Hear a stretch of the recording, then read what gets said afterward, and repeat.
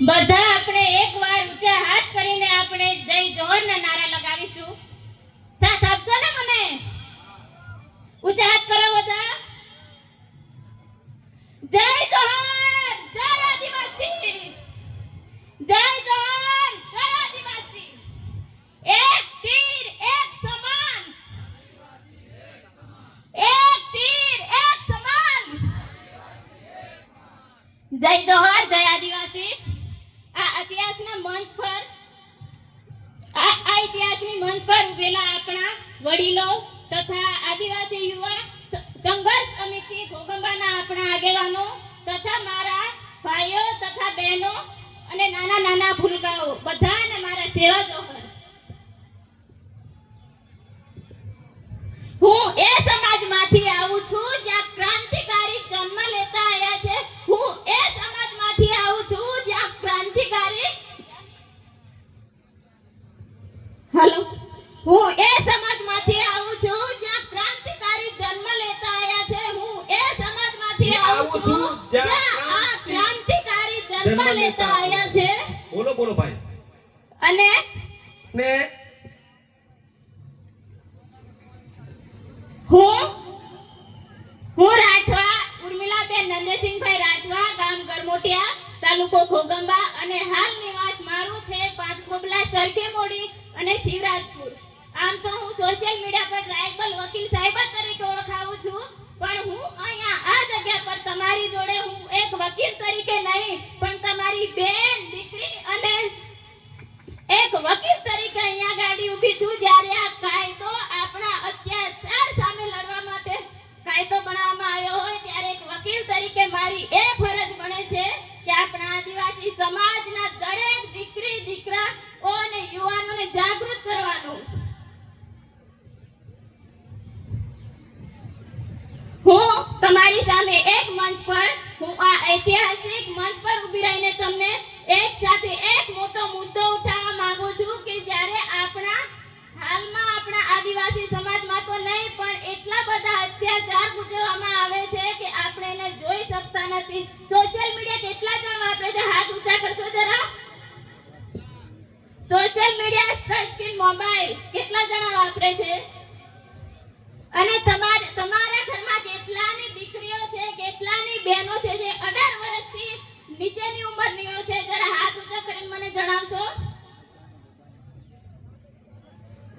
જ્યારે આપણા આદિવાસી સમાજમાં નહીં પણ અન્ય સમાજમાં પણ તમે સોશિયલ મીડિયા પર તમે જોઈ શકતા હોય કે આ દીકરી જોડે બળાત્કાર થયો, આની જોડે રેપ થયો અને ગેંગ બળાત્કાર જેવા મુદ્દાઓ આપણી સામે આવતા હોય ને આપણે સોશિયલ મીડિયા દ્વારા આપણે જોતા હોય ત્યારે આપણને એવું જનૂન આવી જાય કે આપણી બેન, દીકરી પણ આપણા ઘરમાં છે ત્યારે આપણે એને પણ આપણે સાચવવી જોઈએ અને આપણે એને સલામત રાખવી જોઈએ.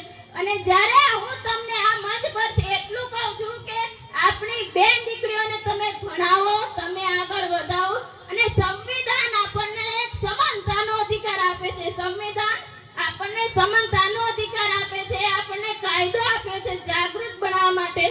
એટલા માટે હું તમને એટલું કહું છું એક તમારી બેન, એક તમારી દીકરી તરીકે કે આપણે ક્યારેય પણ કોઈનાથી ડરવાનું નથી. ભલે ને અન્ય સમાજમાં બન્યો એ બનાવ કે આપણા આદિવાસી સમાજમાં બનાવ બન્યો હોય, જ્યારે આપણા કોઈ પણ ગામડાના વિસ્તારમાં બનાવ બને ને ત્યારે આપણે સમાજના લોકો શું કહે છે? આપણને સમાજના લોકો આપણને કઈ નહીં કે સમાજ આપણને એ જ કહેશે કે આપણી ઇજ્જત અને આબરૂ જશે.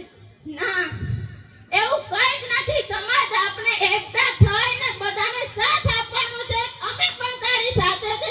આપણી બહેન દીકરીઓને ન્યાયની લડત આપણે લડી અને ન્યાય અપાય ત્યારે આપણે કહે કે એક તીર એક સમાન, આદિવાસી એક સમાન. અને હું આ મંચ પરથી તમને એટલું જણાવવા માંગુ છું કે આપણા ઘરમાં ભાઈઓ, બહેનો, હું તમને આજના આ કાયદા વિશે એ પણ જણાવીશ કે જ્યાં સુધી આપણો સમાજ જાગૃત ના થાય ને, જ્યાં સુધી આપણો સમાજ જાગૃત ના થાય ને ત્યાં સુધી આપણે આ સમાજમાં એક આપણું નામ પણ નહીં બને અને આપણે જાગૃત પણ નહીં થઈએ. એટલા માટે આપણે જાગૃત થવા માટે આપણી જોડે એક જ હથિયાર છે. આપણી જોડે સિર્ફ એક જ હથિયાર છે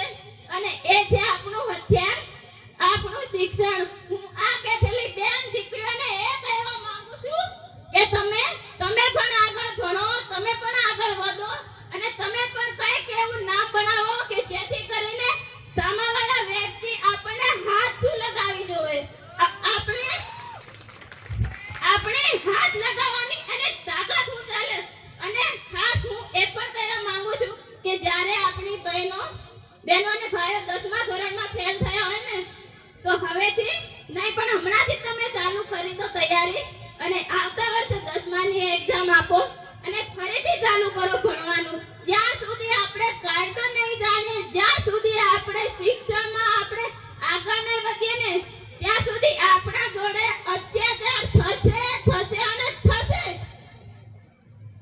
એટલા માટે હું તમને કહું છું કે આ જગ્યા પર જે જગ્યા પર હું ઊભી છું ને એ જગ્યા પર મારા મમ્મીએ મને અપાવી છે.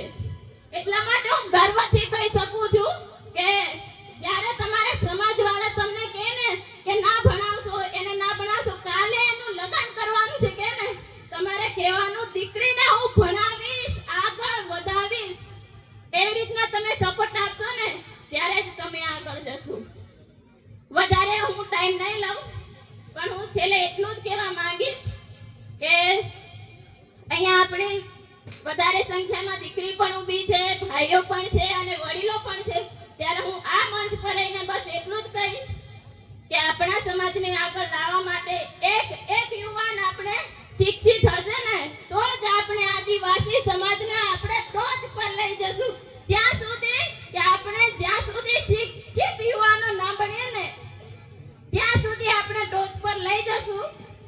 એટલા માટે મારી તમને નમ્ર વિનંતી છે, એક બેન તરીકે, એક દીકરી તરીકે અને આદિવાસી સમાજની આ એક દીકરી તરીકે અને એક વકીલ તરીકે મારી તમને નમ્ર વિનંતી છે કે આપણે આદિવાસી સમાજને આગળ લઈ જઈએ, ભણાઈએ, ગણાઈએ અને શિક્ષિત